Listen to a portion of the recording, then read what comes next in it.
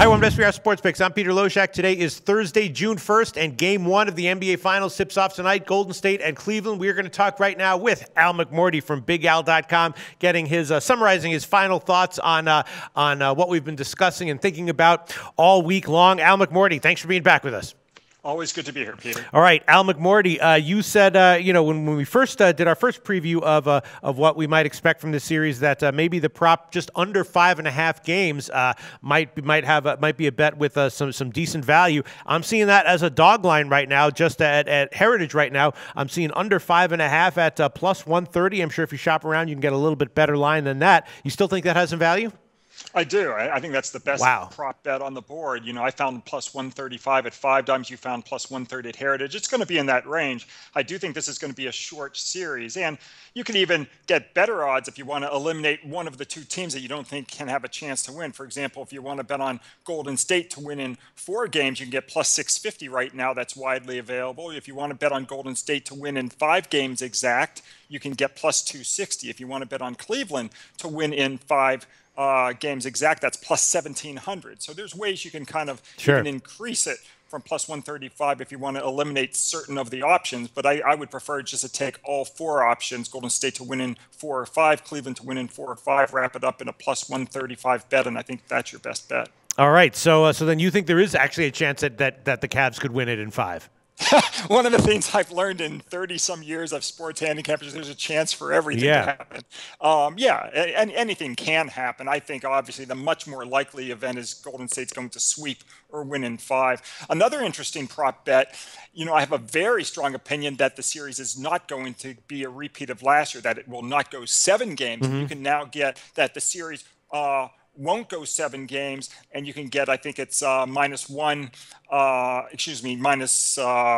lost it. It's minus 263 mm-hmm. that it won't end in 7 games. So I think that's also an interesting bet, that you can even capture the fact that it might go 6 games in that bet. But I think the best bet of all is take plus 135, that it goes 4 or 5 games. All right. Well, my sense is that the best bet of all is just for the Warriors to win the series. I got it at about minus 255. It's gotten bet up a little bit, but not a ton from that. So that is still available. You, of course, gave the opinion in the beginning of the playoffs that you thought that the Warriors just to sweep all 16, to win the championship in 16 games might be worth a play on a prop bet there. And I have seen a lot of advanced stat and analysis that indicates that the Warriors should be a much bigger favorite than what the market's giving them credit for now. Although a lot of those guys also say that they defer to Vegas odds over their own analysis, and they also point to the fact that advanced statistics tend to underestimate the jump that the Cleveland Cavaliers can make in the playoffs that they usually do make, and that repeatedly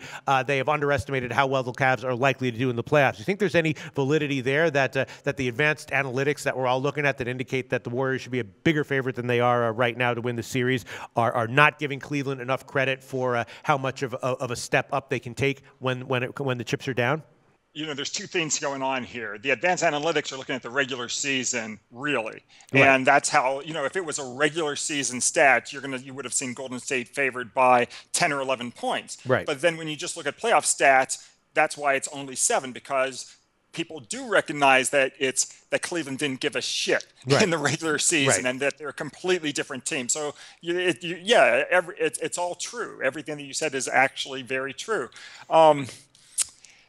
Now I lost my train of thought. Okay. I was going to mention the fact you like Golden State to win this series. The thing for me is, we talked way back in October. I had Golden State at minus $1.27 at the start of the season. Nice. Championship. So there's no way.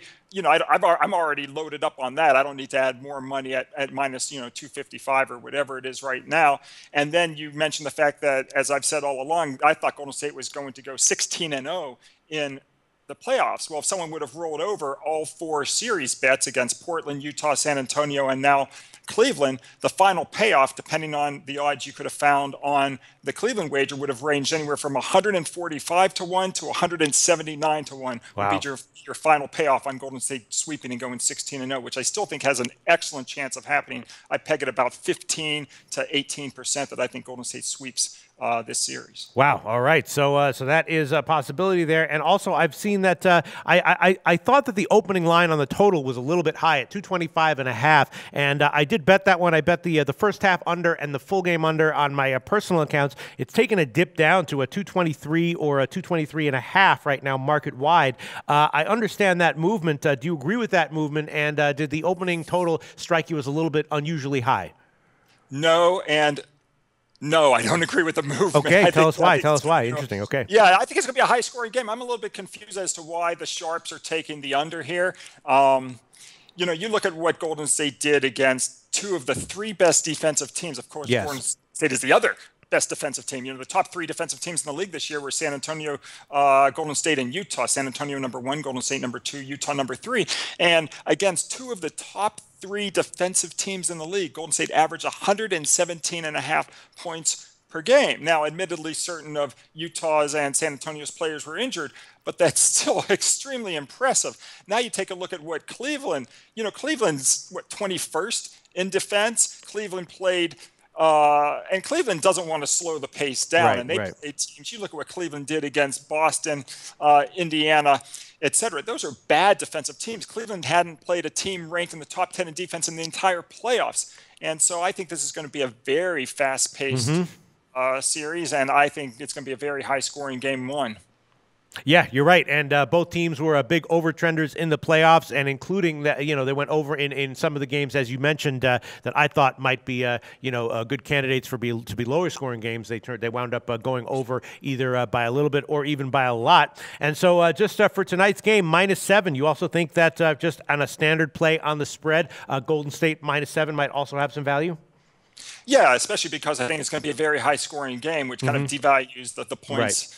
By itself, the higher scoring game it is, the less the points are valuable. I think Golden State is a really good bet, in game one. Eastern Conference teams, a lot has been made about the fact that LeBron James hasn't been winning game ones lately, but take a look at just Eastern Conference teams in general. Eastern Conference teams on the road in game one of the NBA Finals, 0-9 straight up, 0-9 against the spread, their last 9. That goes back to 2005. It's a crap conference. Now you have to step your game up in game one of the finals, and Eastern Conference teams on the road have been unable to do that, and there's no way I'm going to back Cleveland here. All right, and I've given officially already my pick on this game, which is Golden State first half -4, and then let's just wrap this up by let me asking you an interesting question that people have been kind of wondering about. Let's assume that your take on the series is absolutely dead on, and Golden State wins it easily in a rout. Maybe they get a sweep, maybe they win it in 5 or 6 or whatever it is.